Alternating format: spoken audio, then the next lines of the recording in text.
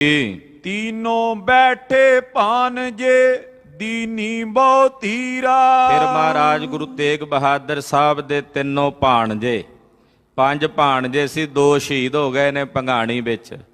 ਭਾਈ ਸੰਗੋ ਸ਼ਾਹ ਤੇ ਭਾਈ ਜੀਤ ਮੱਲ ਜੀ ਸ਼ਹੀਦੀ ਪਾ ਗਏ ਨੇ। ਹੁਣ ਭਾਈ ਗੁਲਾਬ ਚੰਦ ਜੀ, ਭਾਈ ਮਾਰੀ ਚੰਦ ਜੀ ਹੋਣੀ ਇਹ ਮਹਾਰਾਜ ਜੀ ਦੇ ਪਾਵਨ ਚਰਨਾਂ ਵਿੱਚ ਆਏ ਹਨ। ਦੋਨੋਂ ਪ੍ਰਾਤਾ ਸੁਰਗ ਗਏ ਜੈ ਗਤ ਵੱਡ ਬੀਰਾ। ਤੀਜੇ ਨਾਂ ਨਾਲ ਭਾਈ ਗੰਗਾ ਰਾਮ ਜੀ ਹਨ। ਇਹਨਾਂ ਦੇ ਵੱਡੇ ਦੋ ਭਰਾਤਾ ਭਾਈ ਸੰਗੋ ਸ਼ਾਹ ਔਰ ਭਾਈ ਜੀਤ ਮੱਲ ਜੀ ਭੰਗਾਣੀ ਦੇ ਜੰਗ ਵਿੱਚ ਲੜਦਿਆਂ ਸ਼ਹਾਦਤ ਦਾ ਜਾਮ ਪ੍ਰਾਪਤ ਕਰ ਗਏ। ਜੀਤ ਮੱਲ ਜੀ ਰਾਜੇ ਹਰੀ ਚੰਦ ਨੂੰ ਜ਼ਖਮੀ ਕਰਕੇ ਆਪ ਸ਼ਹੀਦੀ ਪਾ ਗਏ ਔਰ ਭਾਈ ਸੰਗੋ ਸ਼ਾਹ ਜੀ ਨਜਾਬਤ ਖਾਨ ਨੂੰ ਮਾਰ ਕੇ ਸ਼ਹੀਦੀਆਂ ਪਾ ਗਏ। ਸਫਲ ਮਰਨ ਛਤਰੀਨ ਕੋ ਰਿਪ ਮਾਰਤ ਮਰਬੋ। ਮਹਾਰਾਜ ਜੀ ਨੇ ਬਚਨ ਕੀਤਾ ਛਤਰੀਆਂ ਦਾ ਜੰਗ ਦੇ ਮੈਦਾਨ ਵਿੱਚ ਦੁਸ਼ਮਣਾਂ ਨੂੰ ਮਾਰ ਕੇ ਮਰਨਾ, ਇਹ ਮਰਨਾ ਸਫਲਾ ਹੈ। ਛਤਰੀ ਦਾ ਜਿਹੜਾ ਧਰਮ ਹੁੰਦਾ ਹੈ ਖਾਲਸਾ ਜੀ, ਛਤਰੀ ਕੋਈ ਜਨਮ ਤੋਂ ਨਹੀਂ ਬਣਦਾ, ਛਤਰੀ ਕਰਮ ਤੋਂ ਬਣਦਾ ਹੈ। ਕਰਮ ਤੋਂ ਛਤਰੀ ਇੱਕ ਸ਼ੂਦਰ ਵੀ ਬਣ ਸਕਦਾ ਹੈ, ਕਰਮ ਤੋਂ ਛਤਰੀ ਇੱਕ ਵੈਸ਼ ਵੀ ਬਣ ਸਕਦਾ ਹੈ, ਕਰਮ ਤੋਂ ਛਤਰੀ ਇੱਕ ਬ੍ਰਾਹਮਣ ਵੀ ਬਣ ਸਕਦਾ ਹੈ। ਛਤਰੀ ਦਾ ਕਰਮ ਕੀ ਹੈ? ਛਤਰੀ ਦਾ ਕਰਮ ਹੈ ਜੰਗ ਦੇ ਮੈਦਾਨ 'ਚ ਸ਼ਸਤਰ ਪਕੜ ਕੇ ਆਪਣੇ ਕੁਸ਼ੇਤਰ ਦੀ, ਆਪਣੇ ਧਰਮ ਦੀ ਰੱਖਿਆ ਕਰਨਾ। ਇਹ ਛਤਰੀ ਦਾ ਧਰਮ ਹੈ। ਮਹਾਰਾਜ ਜੀ ਨੇ ਬਚਨ ਕੀਤਾ ਛਤਰੀ ਦਾ ਇਹ ਕਰਮ ਹੈ ਜੰਗ ਦੇ ਮੈਦਾਨ 'ਚ ਦੁਸ਼ਮਣ ਨੂੰ ਮਾਰ ਕੇ ਆਪ ਮਰਨਾ। ਛਤਰੀ ਦਾ ਐਸਾ ਮਰਨਾ ਸਫਲਾ ਹੈ, ਪ੍ਰਵਾਨ ਹੈ। ਕ੍ਰੁੱਧਤ ਹੋਏ ਆਗੇ ਚਲਨ ਪਗ ਪਾਛ ਨ ਧਰਬੋ। ਛਤਰੀ ਦਾ ਇਹ ਧਰਮ ਹੈ ਕਿ ਜੰਗ ਦੇ ਮੈਦਾਨ 'ਚ ਵੀਰ ਰਸ ਧਾਰਨ ਕਰਕੇ ਅੱਗੇ ਹੋ ਕੇ ਵੱਧ ਕੇ ਲੜਨਾ ਔਰ ਆਪਣਾ ਪੈਰ ਪਿੱਛੇ ਨਹੀਂ ਕਰਨਾ, ਆਪਣਾ ਪੈਰ ਰਣ ਭੂਮੀ ਵਿੱਚ ਪਿੱਛੇ ਨਹੀਂ ਮੋੜਨਾ।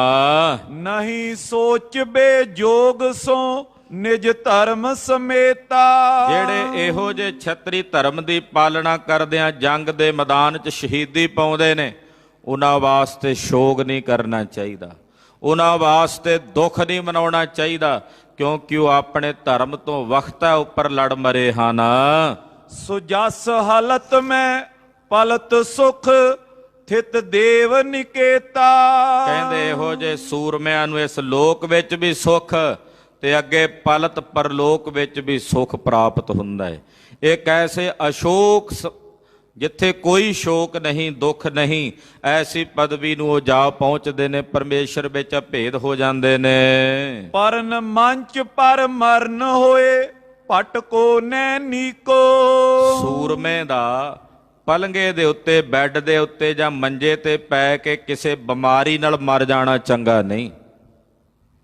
ਮਰਨਾ ਤਾਂ ਫਿਰ ਵੀ ਹੈ ਨਾ, ਪਰ ਸੂਰਮੇ ਨੂੰ ਰਣ ਦੇ ਵਿੱਚ ਜੰਗ ਦੇ ਮੈਦਾਨ 'ਚ ਮਰਨਾ ਪਸੰਦ ਹੈ।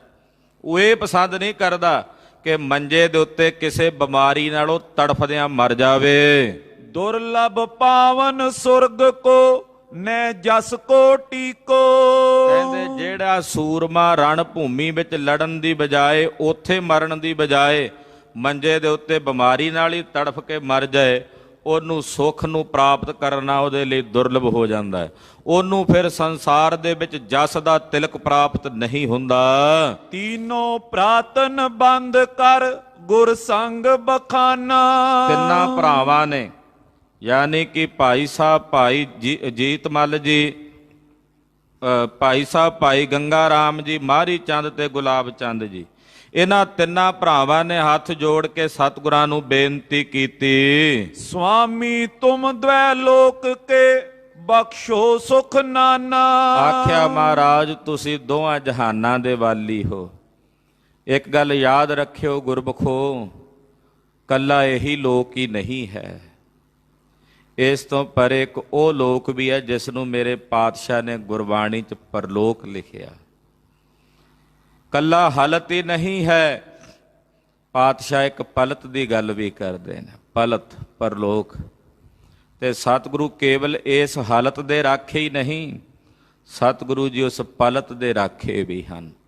ਦ੍ਰਿਸ਼ਟਮਾਨ ਪਸਾਰੇ ਤੋਂ ਇਲਾਵਾ ਇੱਕ ਅਦ੍ਰਿਸ਼ ਪਸਾਰਾ ਵੀ ਹੈ। ਜੋ ਅਦ੍ਰਿਸ਼ ਹੈ ਉਹ ਪਰਲੋਕ ਹੈ, ਜਿਸ ਨੂੰ ਅਣਡਿੱਠੀ ਦੁਨੀਆ ਕਹਿੰਦੇ ਆ। ਭਾਈ ਸਾਹਿਬ ਭਾਈ ਰਣਧੀਰ ਸਿੰਘ ਸਾਹਿਬ ਉਹਨੂੰ ਅਣਡਿੱਠੀ ਦੁਨੀਆ ਕਹਿ ਕੇ ਸੰਬੋਧਨ ਕਰਦੇ ਨੇ। ਜੋ ਅਦ੍ਰਿਸ਼ ਮੰਡਲ ਹੈ, ਉਸ ਅਦ੍ਰਿਸ਼ ਮੰਡਲ ਵਿੱਚ ਵੀ ਬਹੁਤ ਕੁਝ ਹੈ। ਸਥੂਲ ਮੰਡਲ ਦੇ ਵਰਤਾਰੇ ਨੂੰ ਲੋਕ ਵੇਖਣ ਲੱਗ ਪਏ ਨੇ, ਜਾਣਨ ਲੱਗ ਪਏ ਨੇ, ਪਰ ਅੰਤ ਨਹੀਂ ਹੈ। ਪਰ ਅਦ੍ਰਿਸ਼ ਮੰਡਲ ਤੱਕ ਕਿਸੇ ਬਿਰਲੇ ਧਾਰਮਿਕ ਸਾਧਕ ਦੀ ਗਮਤਾ ਹੁੰਦੀ ਹੈ। ਹਰ ਇੱਕ ਮਨੁੱਖ ਉਸ ਅਦ੍ਰਿਸ਼ ਮੰਡਲ ਤੱਕ ਆਪਣੀ ਸੁਰਤ ਨੂੰ ਨਹੀਂ ਲਿਜਾ ਸਕਦਾ। ਇਸ ਕਰਕੇ ਕਲਗੀਆਂ ਵਾਲੇ ਪਾਤਸ਼ਾਹ ਉਸ ਅਦ੍ਰਿਸ਼ ਮੰਡਲ ਦੇ, ਜਿਸ ਨੂੰ ਪਲਤ ਕਹਿੰਦੇ ਨੇ, ਪਰਲੋਕ ਕਹਿੰਦੇ ਨੇ, ਉਹਦੇ ਵੀ ਸੁਆਮੀ ਨੇ। ਭਾਈ ਗੰਗਾ ਰਾਮ ਜੀ ਮਾਰੀ ਚੰਦ ਜੀ ਕਹਿ ਰਹੇ ਨੇ, ਮਹਾਰਾਜ ਤੁਸੀਂ ਹਾਲਤ ਪਾਲਤ ਲੋਕ ਤੇ ਪਰਲੋਕ ਦੋਹਾਂ ਜਹਾਨਾਂ ਦੇ ਸੁਆਮੀ ਹੋ। ਦੋਵੇਂ ਲੋਕਾਂ ਦੇ ਸੁੱਖ ਤੁਸੀਂ ਆਪਣਿਆਂ ਸੇਵਕਾਂ ਨੂੰ ਬਖਸ਼ਦੇ ਹੋ, ਨਾਨਾ ਪ੍ਰਕਾਰ ਦੇ ਸੁੱਖ ਜਿਨ੍ਹਾਂ ਦੀ ਕੋਈ ਗਿਣਤੀ ਮਿਣਤੀ ਨਹੀਂ ਹੈ। ਉਹ ਸੁੱਖ ਆਪ ਜੀ ਆਪਣਿਆਂ ਸੇਵਕਾਂ ਨੂੰ ਪ੍ਰਦਾਨ ਕਰਦੇ ਹੋ। ਦੁਰਲਭ ਰਾਵਰ ਕੀ ਖੁਸ਼ੀ ਪ੍ਰਾਪਤ ਵੱਡ ਭਾਗੇ। ਮਹਾਰਾਜ ਆਪ ਜੀ ਦੀ ਜਿਹੜੀ ਖੁਸ਼ੀ ਹੈ ਨਾ, ਇਹ ਬੜੀ ਦੁਰਲਭ ਹੈ, ਹਰ ਇੱਕ ਨੂੰ ਨਹੀਂ ਮਿਲਦੀ। ਕਲਗੀਆਂ ਵਾਲੇ ਪਾਤਸ਼ਾਹ ਦੀਆਂ ਖੁਸ਼ੀਆਂ ਹਰ ਇੱਕ ਨੂੰ ਥੋੜੀ ਮਿਲਦੀਆਂ। ਆਖੋ ਸਤਿਨਾਮ ਸ੍ਰੀ ਵਾਹਿਗੁਰੂ। ਮੇਰੇ ਪਾਤਸ਼ਾਹ ਦੀਆਂ ਖੁਸ਼ੀਆਂ ਹਰ ਇੱਕ ਨੂੰ ਨਹੀਂ ਮਿਲਦੀਆਂ। ਭਾਈ ਗੰਗਾ ਰਾਮ ਜੀ ਕਹਿ ਰਹੇ ਨੇ, ਮਹਾਰਾਜ ਤੁਹਾਡੀ ਖੁਸ਼ੀ ਬੜੀ ਦੁਰਲਭ ਹੈ। ਕੋਈ ਵਿਰਲਾ ਵੱਡਿਆਂ ਭਾਗਾਂ ਵਾਲਾ ਹੈ ਜਿਹੜਾ ਤੁਹਾਡੀਆਂ ਖੁਸ਼ੀਆਂ ਪ੍ਰਾਪਤ ਕਰਦਾ ਹੈ। ਕਿਸੇ ਵਿਰਲੇ ਨੂੰ ਆਪ ਜੀ ਦੀ ਮਹਾਨ ਖੁਸ਼ੀ ਦੀ ਦਾਤ ਪ੍ਰਾਪਤ ਹੁੰਦੀ ਹੈ। ਜਗ ਕੇ ਹਤੋ ਕੁਬੰਦਨਾ ਤੁਮ ਪਗ ਅਨੁਰਾਗੇ। ਮਹਾਰਾਜ ਅਸੀਂ ਆਪ ਜੀ ਦੇ ਚਰਨਾਂ ਦੇ ਪ੍ਰੇਮ ਦੇ ਅਨੁਰਾਗ ਵਿੱਚ ਭਿੱਜੇ ਹੋਏ। ਜਿਹੜਾ ਤੁਹਾਡੇ ਚਰਨਾਂ ਦੇ ਪਿਆਰ 'ਚ ਭਿੱਜਾ ਹੋਇਆ, ਉਹਦੇ ਤੁਸੀਂ ਜਨਮ ਤੇ ਮਰਨ ਦੇ ਬੰਧਨ ਕੱਟ ਦਿੰਦੇ ਹੋ, ਉਸ ਨੂੰ ਜਨਮ ਮਰਨ ਤੋਂ ਸੁਤੰਤਰ ਕਰ ਦਿੰਦੇ ਹੋ। ਮਹਾਰਾਜ ਜਿਹੜਾ ਆਪ ਜੀ ਦੇ ਚਰਨ ਕਮਲਾਂ ਦੇ ਪ੍ਰੇਮ ਦੇ ਰੰਗ ਵਿੱਚ ਰੰਗਿਆ ਹੋਇਆ, ਕਹੋ ਆਪ ਸੋ ਸ਼੍ਰੇ ਹੈ ਸਭ ਜੀਵਨ ਕੇਰੀ। ਬਸ ਮਹਾਰਾਜ ਆਪ ਜੀ ਇਤਨਾ ਕਹਿ ਦਿਓ, ਤੁਹਾਡੀ ਸ਼੍ਰੇ ਹੈ। ਬਸ ਆਪਣੀ ਰਸਨਾ ਤੋਂ ਇਹ ਕਹਿ ਦਿਓ, ਤੁਹਾਡੀ ਸ਼੍ਰੇ ਹੈ, ਸ਼੍ਰੇ ਹੈ। ਤੇ ਮਹਾਰਾਜ ਸਾਡੇ ਸਾਰੇ ਜੀਵਨ ਵਿੱਚ ਆਪ ਜੀ ਦਾ ਕਿਹਾ ਹੋਇਆ ਇਹ ਬਚਨ ਸਾਡੇ ਲਈ ਸਰਬ ਸੁੱਖਾਂ ਦਾ ਮੂਲ ਹੈ, ਸਰਬ ਸੁੱਖਾਂ ਦਾ ਬੀਜ ਹੈ। ਰਣ ਮੈਂ ਮਰਬੋ ਮਾਰਬੋ ਬੀਰਨ ਗਤ ਹੇਰੀ। ਜੰਗ ਦੇ ਮੈਦਾਨ ਵਿੱਚ ਮਰਨਾ ਤੇ ਮਾਰਨਾ, ਇਹ ਵੀਰਾਂ ਦੀ, ਯੋਧਿਆਂ ਦੀ ਗੱਤ ਅਸੀਂ ਵੇਖੀ ਹੈ। ਹਮਰੇ ਸ਼ੋਕ ਨਾ ਹੋਤ ਹੈ ਆਏ ਤੁਮ ਕਾਜੇ। ਜੇ ਸਾਡੇ ਦੋ ਭਰਾ ਜੰਗ ਦੇ ਮੈਦਾਨ 'ਚ ਸ਼ਹੀਦ ਹੋਏ ਨੇ, ਭਾਈ ਸੰਗੋ ਸ਼ਾਹ ਤੇ ਜੀਤ ਮੱਲ ਜੀ, ਉਹਨਾਂ ਦੇ ਮਰਨ ਦਾ, ਉਹਨਾਂ ਦੇ ਸ਼ਹੀਦ ਹੋਣ ਦਾ ਸਾਨੂੰ ਸੋਗ ਨਹੀਂ ਹੈ। ਕਿਉਂ ਸੋਗ ਨਹੀਂ? ਮਹਾਰਾਜ ਉਹ ਤੁਹਾਡੇ ਕੰਮ ਆ ਗਏ ਹਨ। ਆਖੋ ਸਤਿਨਾਮ ਸ੍ਰੀ ਵਾਹਿਗੁਰੂ। ਮਹਾਰਾਜ ਜਿਹੜਾ ਤੁਹਾਡੇ ਕੰਮ ਆ ਜਾਏ, ਫਿਰ ਉਹਦੇ ਵਾਸਤੇ ਸ਼ੋਕ ਕੀ ਕਰਨਾ? ਉਹ ਤੁਹਾਡੇ ਕੰਮ ਆ ਗਏ ਨੇ, ਇਸ ਕਰਕੇ ਉਹਨਾਂ ਦੀ ਸ਼ਹੀਦੀ ਦਾ ਸਾਨੂੰ ਕੋਈ ਸੋਗ ਨਹੀਂ। ਦੀਨ ਦੁਨੀ ਪਾਤਸ਼ਾਹੋ ਨਿਜ ਦਾਸ ਨਿਵਾਜੇ। ਮਹਾਰਾਜ ਤੁਸੀਂ ਦੀਨ ਤੇ ਦੁਨੀਆ ਦੇ ਸ਼ਾਹ ਹੋ, ਆਪਣਿਆਂ ਦਾਸਾਂ ਨੂੰ ਨਿਵਾਜਣ ਵਾਲੇ ਹੋ।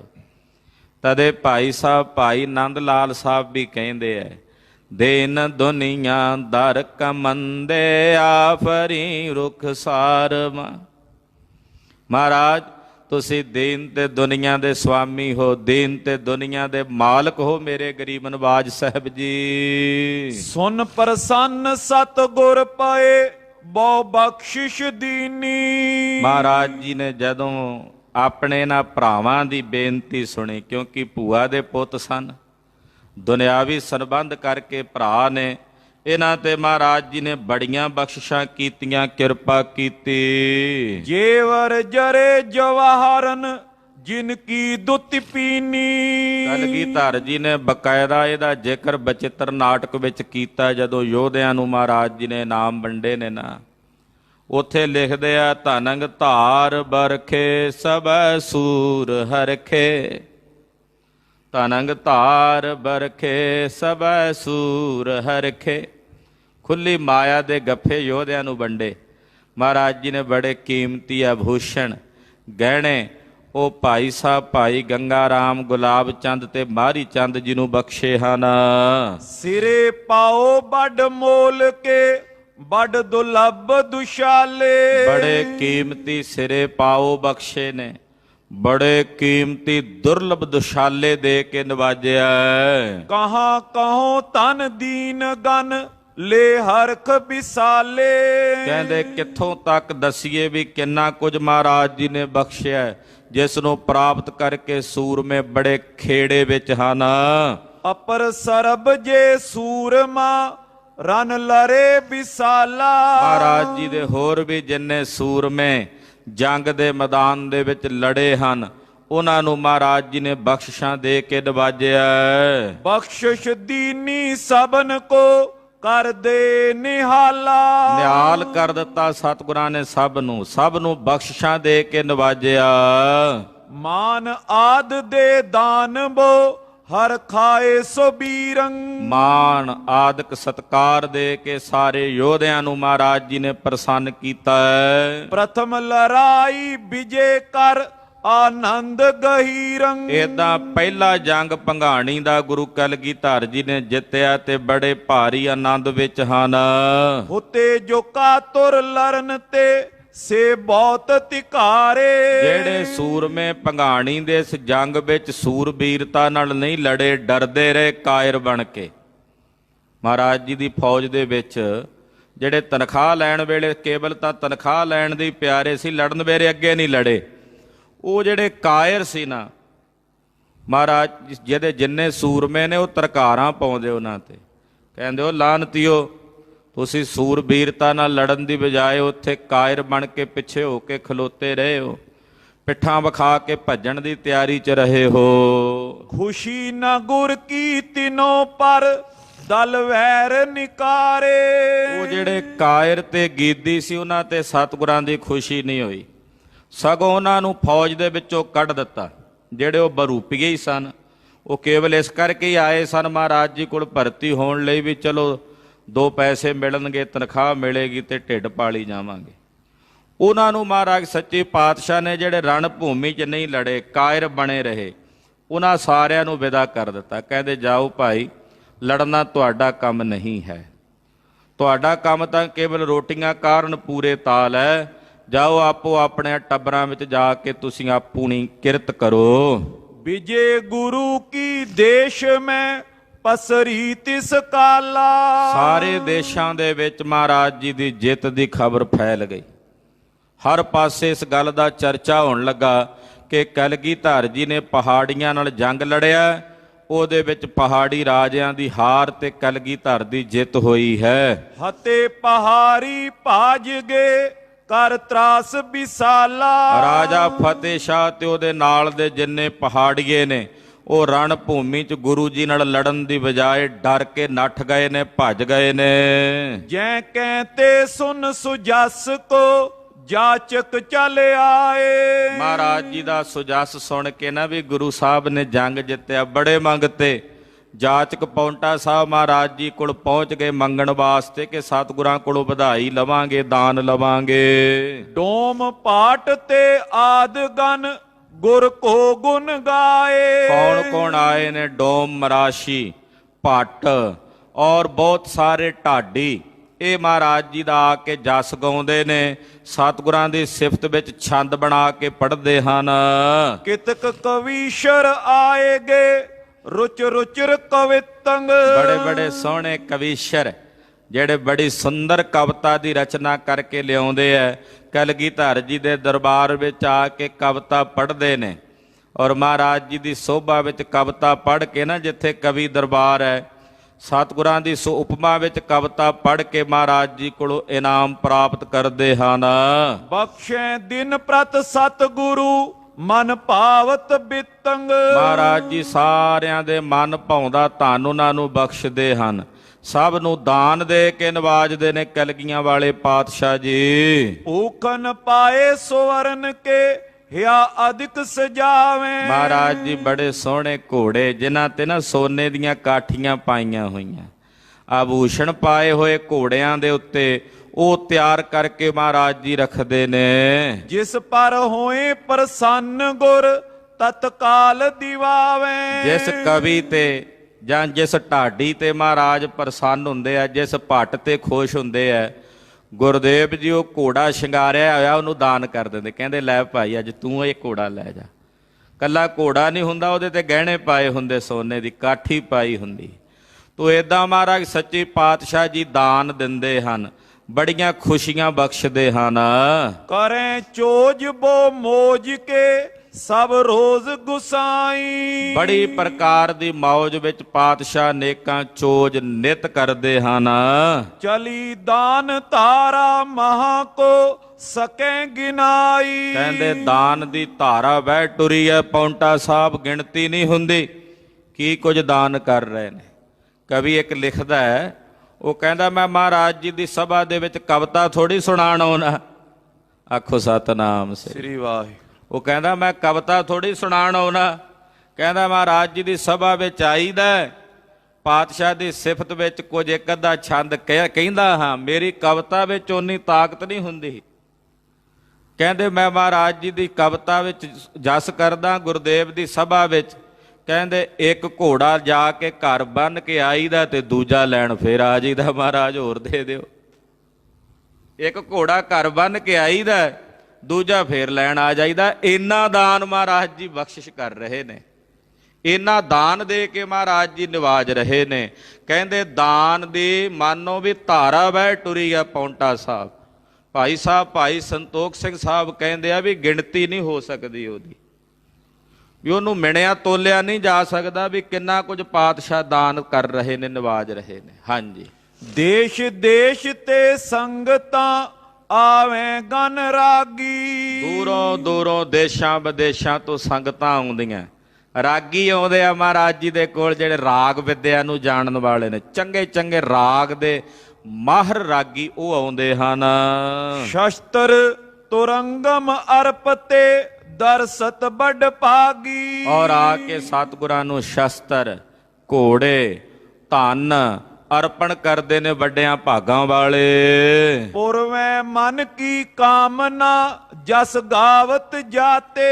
ਮਹਾਰਾਜ ਜੀ ਸਭ ਦੇ ਮਨਾਂ ਦੀਆਂ ਕਾਮਨਾਵਾਂ ਪੂਰਨ ਕਰਦੇ ਨੇ। ਜਿਹੜਾ ਵੀ ਸਤਿਗੁਰਾਂ ਦੀ ਹਜ਼ੂਰੀ ਵਿੱਚ ਮਹਾਰਾਜ ਜੀ ਦੇ ਦਰਸ਼ਨ ਕਰਕੇ ਜਾਂਦਾ, ਜਾਂਦਿਆਂ ਸਤਿਗੁਰਾਂ ਦਾ ਜਸ ਹੀ ਕਰਦੇ ਜਾਂਦੇ ਨੇ। ਕਲਗੀਧਰ ਪਾਤਸ਼ਾਹ ਦੀ ਸੋਭਾ ਕਰਦੇ ਜਾਂਦੇ ਹਨ। ਅਦ ਕੈ ਵਧਿਓ ਪ੍ਰਤਾਪ ਤਬ ਸਿੱਖ ਜਨ ਸੁਖ ਰਾਤੇ। ਮਹਾਰਾਜ ਜੀ ਦਾ ਬੜਾ ਵੱਡਾ ਭਾਰੀ ਪ੍ਰਤਾਪ ਸਾਰੇ ਪਾਸੇ ਵੱਧ ਗਿਆ।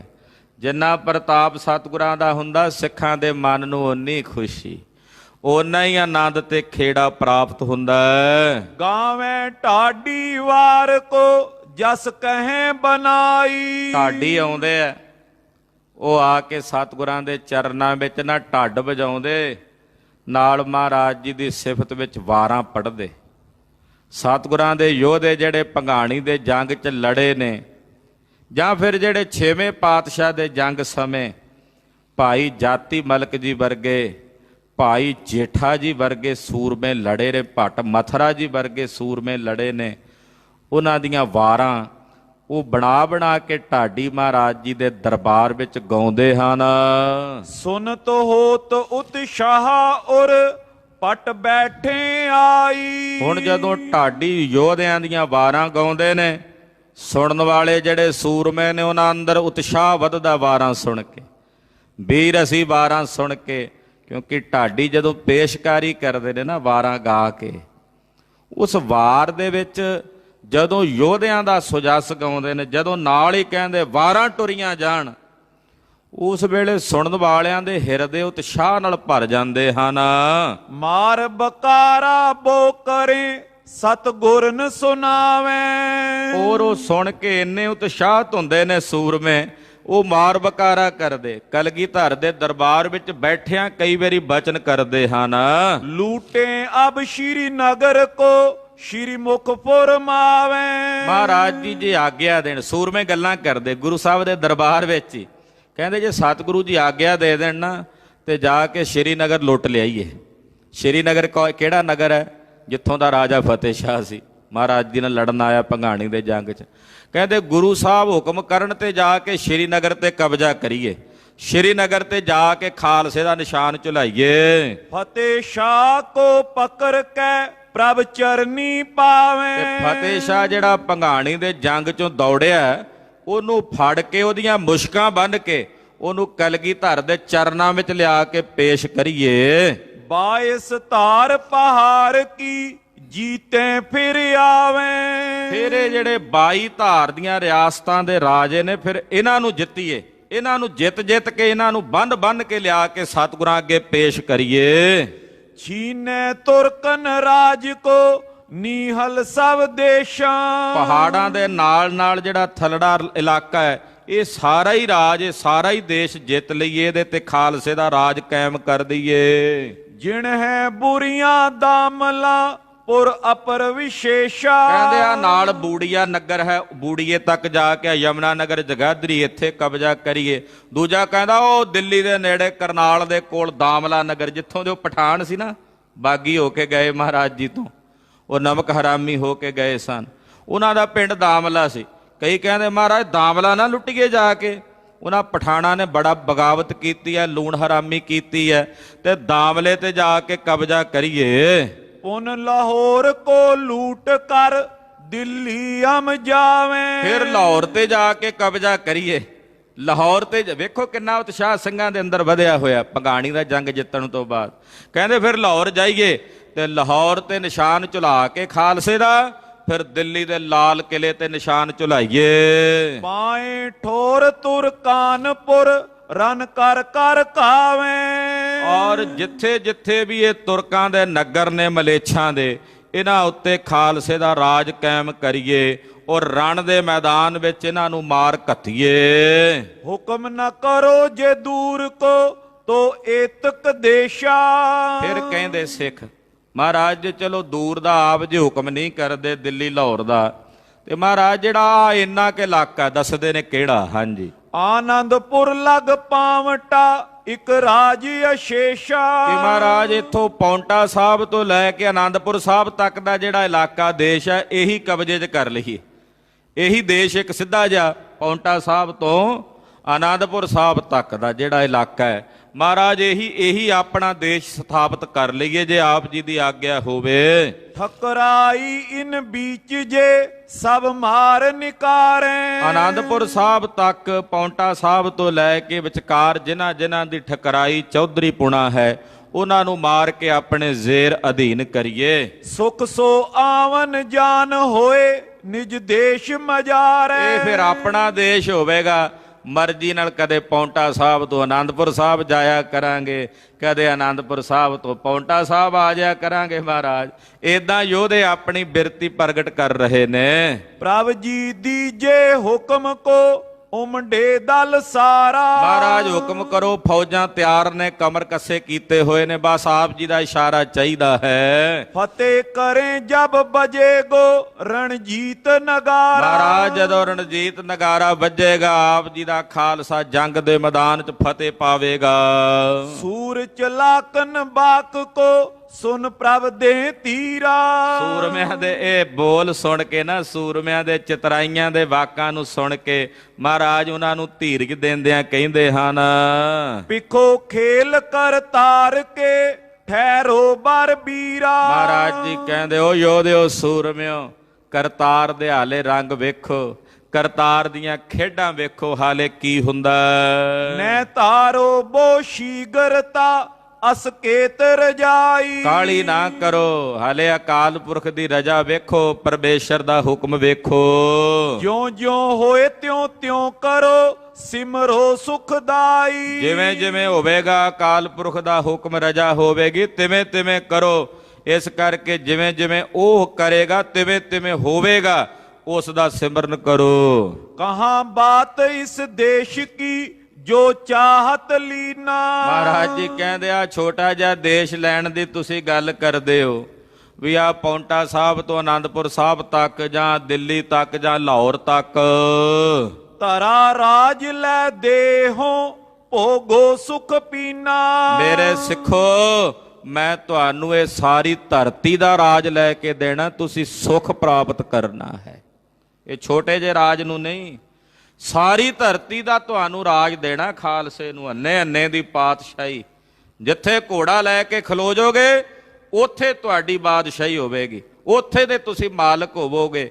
ਮਹਾਰਾਜ ਜੀ ਕਹਿੰਦੇ ਸੂਰਮਿਓ, ਇਹ ਰਾਜ ਤੁਹਾਨੂੰ ਦੇਣਾ ਹੈ। ਕਿਲੇ ਕੋਟ ਕਾਇਮ ਕਰੇ ਦਲ ਵਦੇ ਵਿਸਾਲਾ। ਆਵੇਗਾ ਸਮਾਂ ਜਦੋਂ ਆਪ ਖਾਲਸੇ ਦਾ ਰਾਜ ਹੋਵੇਗਾ, ਸੋਹਣੇ ਕਿਲਿਆਂ ਤੇ ਕੋਟਾਂ ਦੀ ਰਚਨਾ ਹੋਵੇਗੀ। ਜੈ ਕੈ ਮੇਰੇ ਦਾਸ ਵੱਡ ਫੈਲੇ ਜਗ ਜਾਲਾ। ਜਿੱਥੇ ਕਿੱਥੇ ਮੇਰੇ ਦਾਸ ਮੇਰੇ ਸੇਵਕ ਫੈਲ ਜਾਣਗੇ ਪੂਰੇ ਵਿਸ਼ਵ ਭਰ ਦੇ ਵਿੱਚ। ਜੋ ਰਾਜਾ ਹੋਏ ਚੌਧਰੀ ਪਰ ਹੈ ਸਭ ਹਾਲਾ। ਆ ਵੱਡੇ ਵੱਡੇ ਰਾਜੇ ਚੌਧਰੀ ਸਾਰੇ ਮੇਰੇ ਖਾਲਸੇ ਦਾ ਟੈਕਸ ਭਰਿਆ ਕਰਨਗੇ, ਮੇਰੇ ਖਾਲਸੇ ਦਾ ਹਾਲਾ ਭਰਿਆ ਕਰਨਗੇ। ਵਦੇ ਪ੍ਰਤਾਪ ਬਿਲੰਦਈ ਐ ਹੈ ਜਬ ਕਾਲਾ।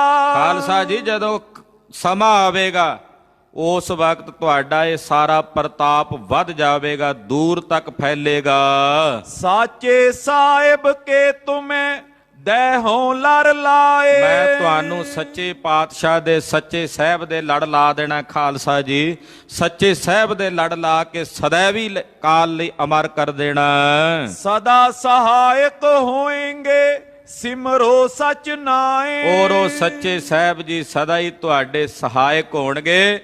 ਤੁਸੀਂ ਉਸ ਸੱਚੇ ਸਾਹਿਬ ਦਾ ਨਾਮ ਸਿਮਰਨਾ ਹੈ, ਉਸ ਨੂੰ ਧਿਆਉਣਾ, ਆਰਾਧਣਾ ਹੈ। ਹਲਤ ਵਿਖੇ ਜਗ ਰਾਜ ਲਿਓ ਰਹਿਨੀ ਨਿਤ ਰਾਖੋ। ਇਸ ਹਾਲਤ ਵਿੱਚ ਲੋਕ ਦੇ ਵਿੱਚ ਰਾਜ ਲਓ, ਪਰ ਨਾਲ ਨਾਲ ਰਹਿਣੀ ਵੀ ਰੱਖਣੀ। ਇਹ ਨਹੀਂ ਵੀ ਰਾਜ ਕਰਕੇ ਤੁਸੀਂ ਜਰਵਾਣੇ ਨਹੀਂ ਬਣਨਾ। ਖਾਲਸਾ ਜੀ ਰਾਜ ਕਰਕੇ ਖਾਲਸੇ ਦੀ ਜਿਹੜੀ ਰਹਿਣੀ ਹੈ ਨਾ ਗੁਰਸਿੱਖ ਦੀ, ਉਹ ਵੀ ਰੱਖਣੀ ਹੈ। ਗੁਰਮੁਖ ਧਰਮ ਨਾ ਛੋਰੀਏ ਔਰ ਮੈਂ ਅਭਿਲਾਖੋ। ਕਹਿੰਦੇ ਭਾਈ ਰਾਜ ਪ੍ਰਾਪਤ ਕਰਕੇ ਗੁਰਮੁਖਤਾਈ ਦਾ ਧਰਮ ਨਹੀਂ ਛੱਡਣਾ, ਯਾਨੀ ਕਿ ਅਕਾਲ ਪੁਰਖ ਵਾਹਿਗੁਰੂ ਪਰਮੇਸ਼ਰ ਦੇ ਸਨਮੁਖ ਰਹਿਣਾ, ਧਰਮ ਨਹੀਂ ਗਵਾ ਦੇਣਾ। ਕਿਤੇ ਰਾਜ ਪਿੱਛੇ ਲੱਗ ਕੇ ਧਰਮ ਗਵਾ ਦਿਓ। ਰਾਜ ਕਰਦਿਆਂ ਆਪਣਾ ਧਰਮ ਵੀ ਨਿਭਾਉਣਾ ਹੈ। ਇਹ ਮਹਾਰਾਜ ਜੀ ਨੇ ਤਾਕੀਦ ਕੀਤੀ ਆਪਣੇ ਸਿੱਖਾਂ ਨੂੰ। ਐਸਾ ਨਹੀਂ ਵੀ ਰਾਜ ਕਰਨ ਪਿੱਛੇ ਆਪਣਾ ਤੁਸੀਂ ਦੀਨ ਹੀ ਗਵਾ ਬੈਠੋ, ਧਰਮ ਹੀ ਗਵਾ ਬੈਠੋ ਤੇ ਫਿਰ ਆਖੋ ਜੀ ਰਾਜਨੀਤੀ ਵਿੱਚ ਇਹ ਸਭ ਕੁਝ ਕਰਨਾ ਪੈਂਦਾ। ਮਹਾਰਾਜ ਜੀ ਨੇ ਬਕਾਇਦਾ ਹਦਾਇਤ ਕੀਤੀ ਹੈ, ਰਾਜ ਕਰੋ, ਪਰ ਖਾਲਸਾ ਜੀ ਆਪਣੇ ਧਰਮ ਦਾ ਤਿਆਗ ਨਹੀਂ ਕਰਨਾ, ਆਪਣੇ ਧਰਮ ਦੀ ਰਹੁ ਰੀਤੀਆਂ ਦੀ ਪਾਲਣਾ ਕਰਨੀ ਹੈ। ਐਸਾ ਨਹੀਂ ਕਿ ਕਿਸੇ ਦੂਸਰੇ ਦੀ ਜੈ ਕਰਨ ਲਈ ਆਪਣੇ ਧਰਮ ਦੇ ਜਿਹੜੇ ਲੋਕ ਨੇ ਉਹਨਾਂ ਨੂੰ ਪੈਰਾਂ ਥੱਲੇ ਰੋਂਦਣਾ ਸ਼ੁਰੂ ਕਰ ਦਿਓ। ਹਾਂਜੀ, ਪਲਤ ਵਿਖੇ ਰੱਛਿਆ ਕਰੋ ਸੁਖ ਪਾਏ ਵਿਸ਼ੇਸ਼ਾ। ਜਦੋਂ ਐਸਾ ਰਾਜ ਕਰਕੇ ਆਓਗੇ ਹਲਤ ਵਿੱਚ ਤੇ ਅੱਗੇ ਪਲਤ ਵਿੱਚ ਮੈਂ ਤੁਹਾਨੂੰ ਹੋਰ ਸੁਖ ਬਖਸ਼ਾਂਗਾ, ਉੱਥੇ ਆਪਣੇ ਵਿੱਚ ਭੇਦ ਕਰਾਂਗਾ। ਜਿਸ ਕਾਰਜ ਕੋ ਅਵਤਰਿਓ ਸੋ ਕਰੋ ਅਸ਼ੇਸ਼ਾ। ਜਿਸ ਕਾਰਜ ਲਈ ਅਸੀਂ ਆਏ ਹਾਂ ਉਹ ਸਾਰਾ ਕਾਰਜ ਅਸੀਂ ਜੋ ਰਹਿੰਦਾ ਕਰਾਂਗੇ। ਸੁਨ ਸਤਿਗੁਰ ਕੇ ਵਾਕ ਕੋ ਪਾਖੇ ਸਿੱਖ ਬੀਰਾ। ਮਹਾਰਾਜ ਜੀ ਦੇ ਬਚਨ ਸੁਣ ਕੇ ਜਿੰਨੇ ਸਤਿਗੁਰਾਂ ਦੇ ਵੀਰ ਯੋਧੇ ਨੇ ਕਹਿੰਦੇ ਹਨ, ਤੁਮ ਸਭ ਬਖਸ਼ਣ ਜੋਗ ਹੋ ਹਮ ਸਭ ਕੇ ਧੀਰਾ। ਮਹਾਰਾਜ ਤੁਸੀਂ ਸਾਨੂੰ ਬਖਸ਼ਣ ਵਾਲੇ ਹੋ ਧੀਰਜ, ਤੁਸੀਂ ਸਾਨੂੰ ਧੀਰਜ ਦੇਣ ਵਾਲੇ ਬਖਸ਼ੰਦ ਹੋ। ਤਉ ਸੁਨੋ ਮਹਾਰਾਜ ਜੀ ਜੇ ਦੁਰਗ ਨਜੀਕਾ। ਪਰ ਮਹਾਰਾਜ ਜੀ ਫਿਰ ਵੀ ਜਿਹੜਾ ਆਪ ਜੀ ਦੇ ਨੇੜੇ ਕਿਲਾ ਹੈ, ਛੀਨ ਲਿਓ ਇਨ ਸਭਨ ਕੋ ਕਰ ਕਰ ਰਣ ਨੀਕਾ। ਮਹਾਰਾਜ ਜਿਹੜੇ ਨੇੜੇ ਨੇੜੇ ਕਿਲੇ ਨੇ ਰਿਆਸਤਾਂ ਦੇ, ਇੱਧਰ ਆ ਸ਼੍ਰੀਨਗਰ ਦਾ ਰਾਜ ਹੈ ਜਾਂ ਹੋਰ ਜਿਹੜੇ ਨੇੜੇ ਨੇੜੇ ਪਹਾੜੀ ਰਾਜਿਆਂ ਦੇ ਕਿਲੇ ਨੇ, ਇਹ ਹੀ ਮਹਾਰਾਜ ਜੀ ਖੋਹ ਲਈਏ ਨੇੜੇ ਨੇੜੇ, ਇਹ ਮੁੜ ਕੇ ਤੁਹਾਡੇ ਨਾਲ ਜੰਗ ਕਰਨ ਜੋਗੇ ਨਾ ਰਹਿਣ। ਕਾਇਮ ਕਰ ਸਭ ਹੂਨ ਕੋ ਦਿੜ ਦੇਹੋ ਚਿਨਾਏ। ਔਰ ਮਹਾਰਾਜ ਆਪਾਂ ਇੱਥੇ ਨੇੜੇ ਤੇੜੇ ਕਿਲੇ ਬਣਾ ਲਈਏ ਆਲੇ ਦੁਆਲੇ, ਉੱਥੇ ਫੌਜਾਂ ਜਿਹੜੀਆਂ ਨੇ ਕਾਇਮ ਕਰ ਦਈਏ। ਦਲ ਆਗੇ ਨੇ ਅਰ ਸਕੇ ਲੈ ਸ਼ੀਗਰ ਸੋ ਜਾਏ। ਔਰ ਕੋਈ ਵੀ ਦਲ ਆ ਕੇ ਅੜ ਨਾ ਸਕੇ, ਜਿਹੜਾ ਆਵੇ ਤੇ ਛੇਤੀ ਉਹਨਾਂ ਤੇ ਜਿੱਤ ਪ੍ਰਾਪਤ ਕਰ ਲਈਏ। ਸਨੇ ਸਨੇ ਪੁਨਾਨ ਕੋ ਲੈ ਹੈ ਬਲ ਪਾਏ। ਔਰ ਮਹਾਰਾਜ ਸਹਿਜੇ ਸਹਿਜੇ ਹੌਲੇ ਹੌਲੇ ਕਰਕੇ ਇਹਨਾਂ ਤੇ ਬਲ ਪਾ ਲਵਾਂਗੇ। ਹੁਕਮ ਦੇਨ ਕੀ ਦੇਰ ਅਨੇਕ ਲੈ ਅਬੇ ਛੁਟਾਏ। ਮਹਾਰਾਜ ਬਸ ਆਪ ਜੀ ਦੇ ਹੁਕਮ ਦੀ ਦੇਰ ਹੈ, ਜਿਹੜੇ ਇਹਨਾਂ ਦੇ ਕਿਲੇ ਨੇ ਉਹ ਅਸੀਂ ਛੁਡਾ ਸਕਦੇ ਹਾਂ ਜੇ ਹੁਕਮ ਕਰ ਦਿਓ। ਸੁਨਤ ਵਿਚਾਰਿਓ ਸਤਿਗੁਰੂ ਰਣਜੀਤ ਵਿਸਾਲਾ। ਸੁਣ ਕੇ ਸਿੱਖਾਂ ਦੇ ਬਚਨ ਮਹਾਰਾਜ ਜੀ ਬੋਲੇ, ਵਿਚਾਰ ਕੀਤੀ ਕਿ ਜੰਗ ਦੇ ਮੈਦਾਨ 'ਚ ਸੂਰਮੇ ਹੁਣ ਜਿੱਤ ਕੇ ਆਏ ਨੇ। ਟਿਕੇ ਨਹੀਂ ਇਨ ਪਾਵ ਕੋ ਅਬ ਲਰੇ ਕਰਾਲਾ। ਹੁਣ ਇਹਨਾਂ ਦੇ ਪੈਰ ਟਿਕਣੇ ਨਹੀਂ ਪੌਂਟਾ ਸਾਹਿਬ। ਮਹਾਰਾਜ ਜੀ ਨੇ ਵੇਖਿਆ ਵੀ ਇੱਕ ਜੰਗ ਜਿੱਤ ਕੇ ਆ ਗਏ, ਹੁਣ ਇਹ ਦੂਜਾ ਲੜਨਾ ਚਾਹੁੰਦੇ ਆ ਵੀ ਇਹਨਾਂ ਨੇ ਹੁਣ ਟਿਕਣਾ ਨਹੀਂ। ਮਹਾਰਾਜ ਜੀ ਜਾਣੀ ਜਾਣਦੇ ਹਨ। ਦੁਰਗ ਨ ਕੋਨੇ ਛੋਰ ਹੈ ਕਰ ਛੇਰ ਲੜਾਈ। ਜੇ ਹੁਣ ਅਸੀਂ ਪੌਂਟਾ ਸਾਹਿਬ ਹੋਰ ਰਹਿ ਗਏ ਨਾ ਤੇ ਇਹਨਾਂ ਨੇ ਨੇੜੇ ਤੇੜੇ ਜਾ ਕੇ ਜਿੰਨੇ ਛੋਟੇ ਮੋਟੇ ਕਿਲੇ ਨੇ ਸ਼ਿਕਾਰ ਖੇਡਣ ਦੇ ਬਹਾਨੇ ਜਾਣਾ ਕਰਨਾ ਤੇ ਫਿਰ ਉਹਨਾਂ ਤੇ ਕਬਜ਼ਾ ਕਰ ਲਿਆ ਕਰਨਾ। ਯੋਧੇ ਨੇ, ਸੂਰਮੇ ਨੇ, ਲਾੜੜੀਆਂ ਫੌਜਾਂ ਨੇ। ਮਨ ਕਰ ਪਿਆ ਕਿਸੇ ਦਾ ਵੀ ਚਲੋ ਸਿੱਖੋ ਫਲਾਣਾ ਕਿਲਾ ਜਿੱਤ ਕੇ ਆਈ, ਇਹਨਾਂ ਨੇ ਟੁਰ ਪੈਣਾ ਨੇੜੇ ਤੇੜੇ, ਕਿਉਂਕਿ ਹੁਣ ਇੱਕ ਜੰਗ ਜਿੱਤਾ ਇਹਨਾਂ ਦਾ ਉਤਸ਼ਾਹ ਵੱਧ ਗਿਆ। ਹੁਣ ਇਹ ਦੂਜਾ ਤੀਜਾ ਅੱਗੇ ਫਿਰ ਜੰਗ ਜਿਹੜਾ ਉਹ ਲੜਨਾ ਚਾਹੁੰਦੇ ਹਨ। ਵਧਿਓ ਅਧਿਕ ਉਤਸ਼ਾਹ ਔਰ ਹੱਥ ਹੈ ਰਿਪਤਾਈ। ਇਸ ਕਰਕੇ ਇਹ ਹੁਣ ਵੱਧ ਗਏ ਨੇ, ਕਿਉਂਕਿ ਇੱਕ ਜੰਗ ਤੋਂ ਬਾਅਦ ਦੁਬਾਰਾ ਉਸੇ ਵੇਲੇ ਛੇਤੀ ਜੰਗ ਕਰਨਾ ਯੋਗ ਨਹੀਂ ਹੈ, ਰਾਜਨੀਤੀ ਨਹੀਂ। ਕਿਉਂਕਿ ਜੰਗ ਦੇ ਦੌਰਾਨ ਜਿਤਨਾ ਨੁਕਸਾਨ ਹੁੰਦਾ ਉਹਨੂੰ ਆਖਰਕਾਰ ਭਰਪਾਈ ਕਰਨ ਦੇ ਵਿੱਚ ਕੁਝ ਸਮਾਂ ਲੱਗਦਾ ਹੀ ਹੈ, ਮੁੜ ਕੇ ਦੁਬਾਰਾ ਤਿਆਰੀ ਕਰਨ ਵੇਲੇ। ਇਸ ਕਰਕੇ ਮਹਾਰਾਜ ਸੱਚੇ ਪਾਤਸ਼ਾਹ ਕਹਿੰਦੇ ਹਾਲੇ ਵੇਲਾ ਨਹੀਂ ਦੂਸਰੇ ਜੰਗ ਦਾ। ਮਿਸ ਅਖੇਰ ਕੇ ਵਹਿਰ ਫਿਰ ਕਾਲੇ ਰਣ ਪਾਰੀ। ਇਹਨਾਂ ਸ਼ਿਕਾਰ ਦੇ ਬਹਾਨੇ ਚੜਿਆ ਕਰਨਾ ਤੇ ਜਾ ਕੇ ਜੰਗ ਕਰਕੇ ਆ ਜਾਇਆ ਕਰਨਾ, ਤੇ ਇੱਥੇ ਰੋਜ਼ ਕੋਈ ਨਾ ਕੋਈ ਜੰਗ ਯੁੱਧ ਹੁੰਦਾ ਰਹੇਗਾ। ਅਬ ਤੋ ਸਭ ਨੇ ਮਾਰਣੇ ਗੁਰ ਭਲੇ ਵਿਚਾਰੀ। ਮਹਾਰਾਜ ਜੀ ਨੇ ਵਿਚਾਰ ਕੀਤੀ ਵੀ ਹਾਲੇ ਨਹੀਂ ਸਾਰਿਆਂ ਨੂੰ, ਹੁਣੇ ਹੀ ਨਹੀਂ ਇਕੱਠਿਆਂ ਨੂੰ ਮਾਰ ਦੇਣਾ, ਹਾਲੇ ਸਹਿਜੇ ਸਹਿਜੇ ਇਹਨਾਂ ਦਾ ਖਾਤਮਾ ਹੋਣਾ।